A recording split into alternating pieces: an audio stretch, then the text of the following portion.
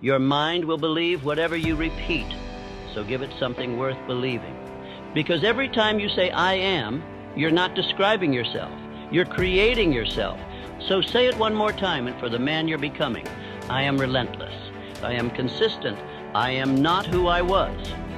I am who I decide to be every day. And today I choose to rise. There is a war happening inside you.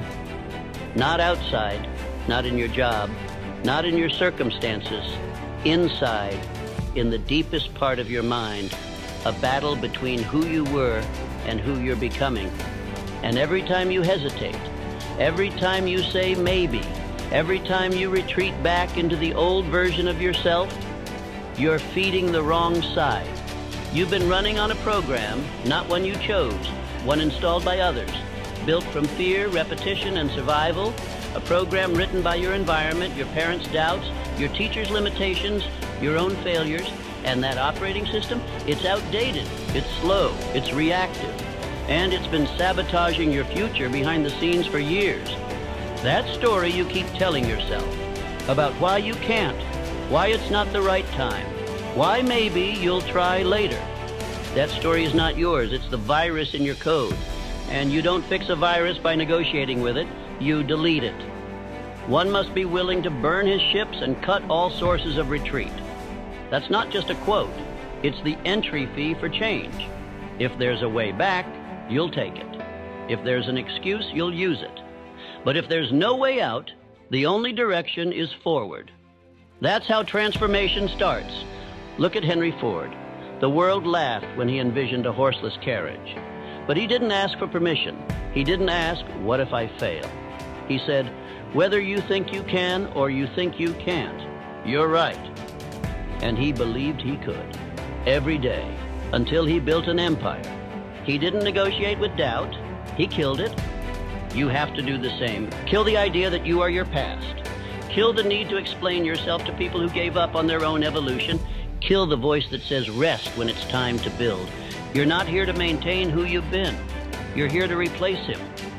Because the man you're becoming, he doesn't fold under pressure. He doesn't ask, what if it's too hard? He expects it to be hard. He wants it to be hard because he knows pressure is where identity is forged. But here's the truth that nobody wants to admit. You can't become that man and keep the old version alive. One of you has to die. You can't be both focused and distracted, both relentless and reactive, both disciplined and emotional.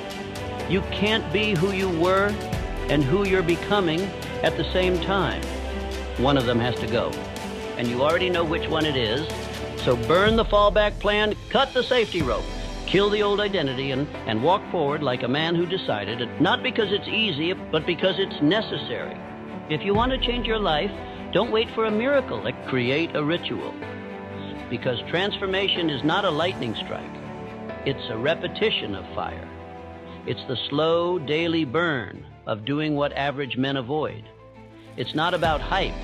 It's about installing a new identity, brick by brick. And so here's your blueprint.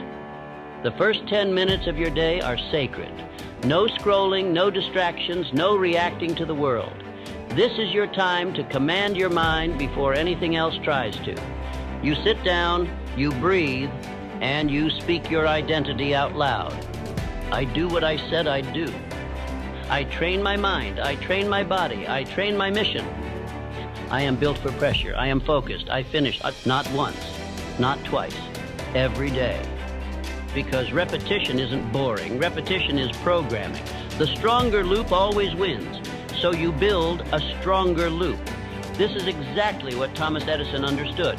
He wasn't some one-hit genius. He failed over 10,000 times trying to invent the light bulb, but his belief never changed. He visualized the outcome every day. His identity wasn't tied to results. It was tied to the work.